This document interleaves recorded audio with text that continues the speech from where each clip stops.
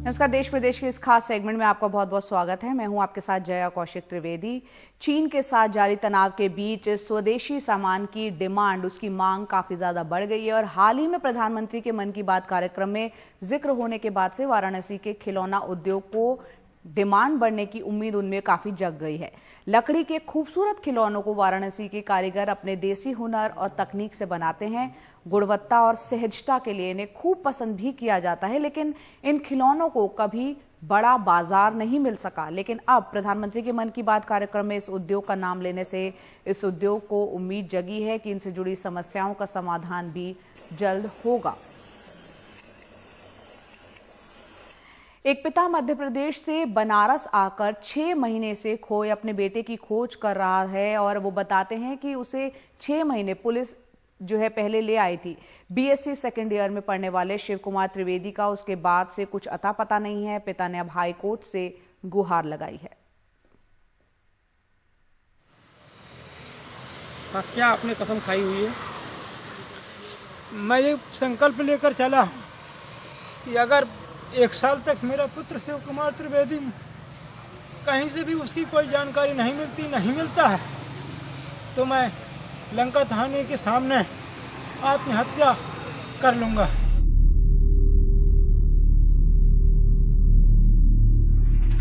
ये दर्द भरा संकल्प मध्य प्रदेश के पन्ना के रहने वाले प्रदीप कुमार तिवारी का है।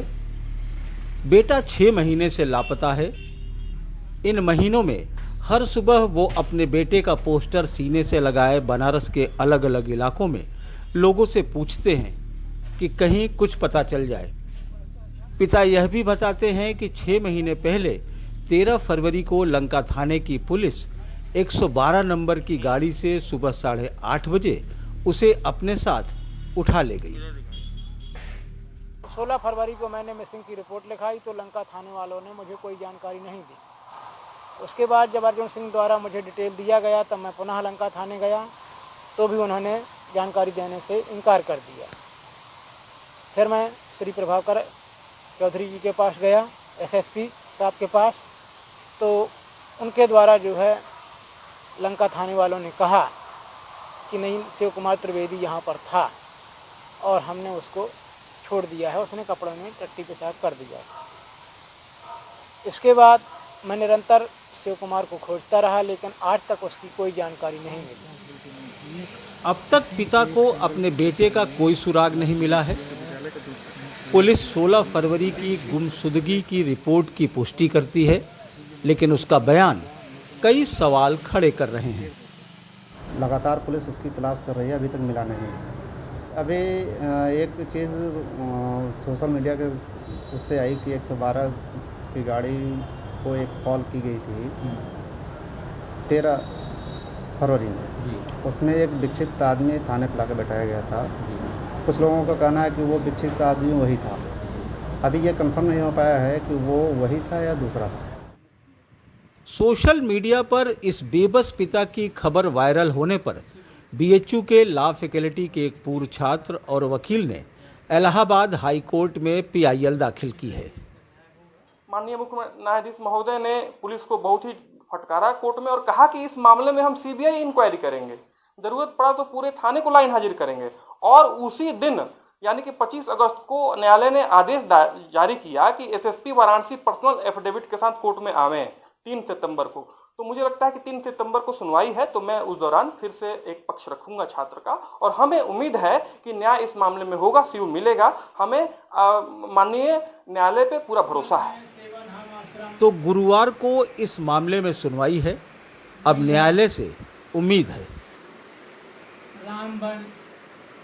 किसी भी पिता के लिए उसके बेटे के गुम हो जाने से बड़ा कोई गम नहीं होता। ऐसे में हम सब की दुआ है कि अपने बेटे को तलाश रहे पिता का इंतजार जल्द खत्म हो। वाराणसी से पुरुषोत्तम के साथ अजय सिंह, एनडीटीवी इंडिया।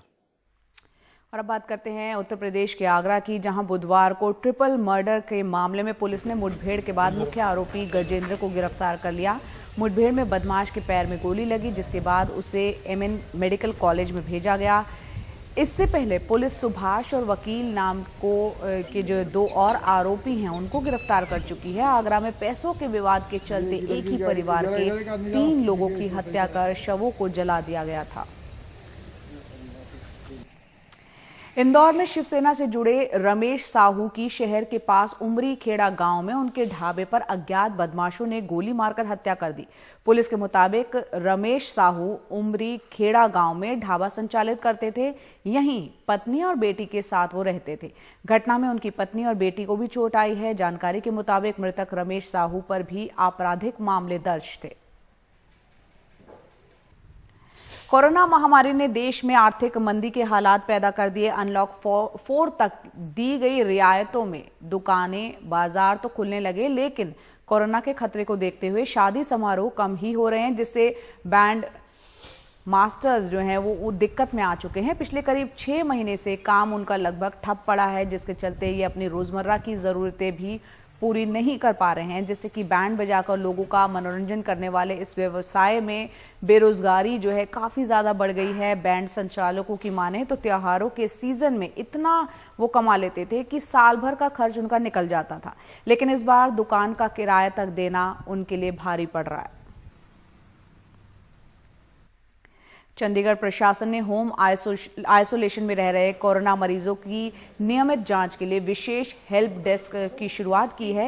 यहां कोरोना पॉजिटिव मरीजों की सहायता और आपातकाल स्थिति के लिए डॉक्टर उपलब्ध रहते हैं।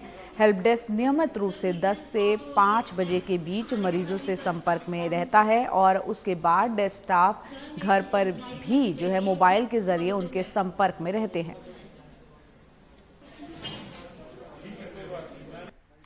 कोरोना के खतरे के बीच एहतियात के साथ गणेशोत्सव संपन्न हुआ, लेकिन वडोदरा के अनोखे गणेश भक्त जलेंदु दवे अपनी गणेश भक्ति कला के माध्यम से लगातार प्रदर्शित कर रहे हैं, वो भी बिल्कुल अनोखे तरीके से। वो पिछले 60 साल से रोज सुबह गणेश की एक पेंटिंग बनाते हैं और ये सिलसिला लगातार जारी है।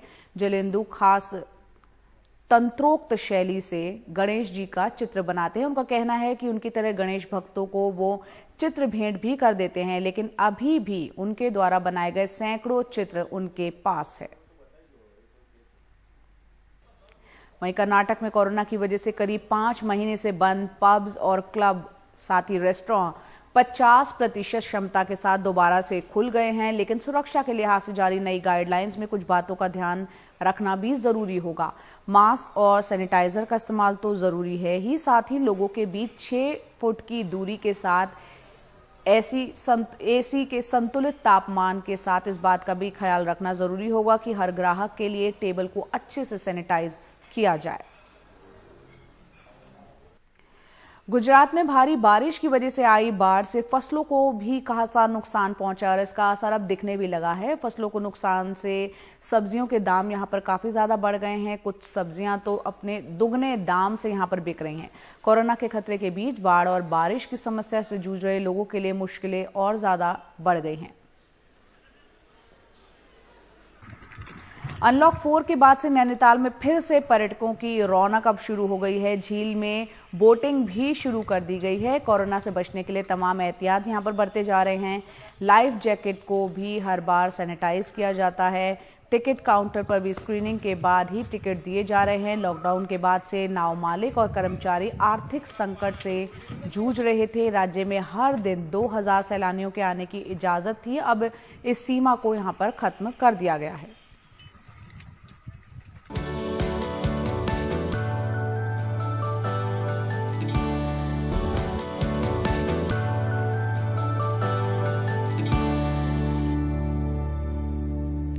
मोदी सरकार की सबसे बड़ी योजनाओं में से एक प्रधानमंत्री जनधन योजना को 6 साल पूरे हो गए हैं। 2014 में प्रधानमंत्री बनने के बाद नरेंद्र मोदी ने 15 अगस्त 2014 को जनधन योजना लॉन्च की थी, जिसका मकसद लोगों के बैंक खाते खुलवाना था। लेकिन हमारे सहयोगी अनुराग द्वारी ने मध्य प्रदेश में जब पड़ताल की तो पता चला कि कई लोगों तक अभी तक कोई राशि पहुंची ही नहीं, तो कई लोगों का खाता तक खुल नहीं पाया। जनधन के इस रंग बिरंगे कार्ड का मकसद बैंकिंग, बचत, जमा खाता, कर्ज, बीमा, पेंशन जैसी वित्तीय सेवाओं को प्रभावी ढंग से सभी तक पहुंचाना था। आवरगांव के बहादुर सिंह भी बार बार ये कार्ड देखते हैं और बैंक के चक्कर लगाते हैं कि शायद कोई राशि इनके खाते में भी आ गई हो।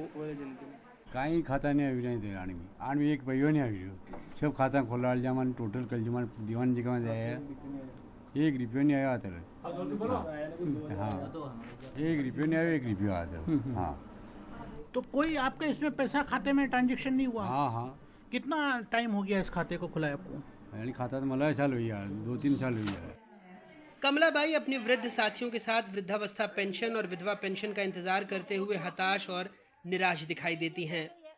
मांग के लिए और खा लो, सरकार में तो पैसे नहीं मिले। क्या तो आपका पैसा डलेगा जब जार के देंगे, आपका पैसा डलेगा जब जार के देंगे। तो बूढ़ा का मले के मोदी का मले के कहीं का नहीं मले तो ऑटो मांग लाओ अतरो दे दो यार, ये असम बना के खा लो। कहीं करो अब जाग जमीन कहीं भी है ही नहीं, ये कुटिया बनाई है।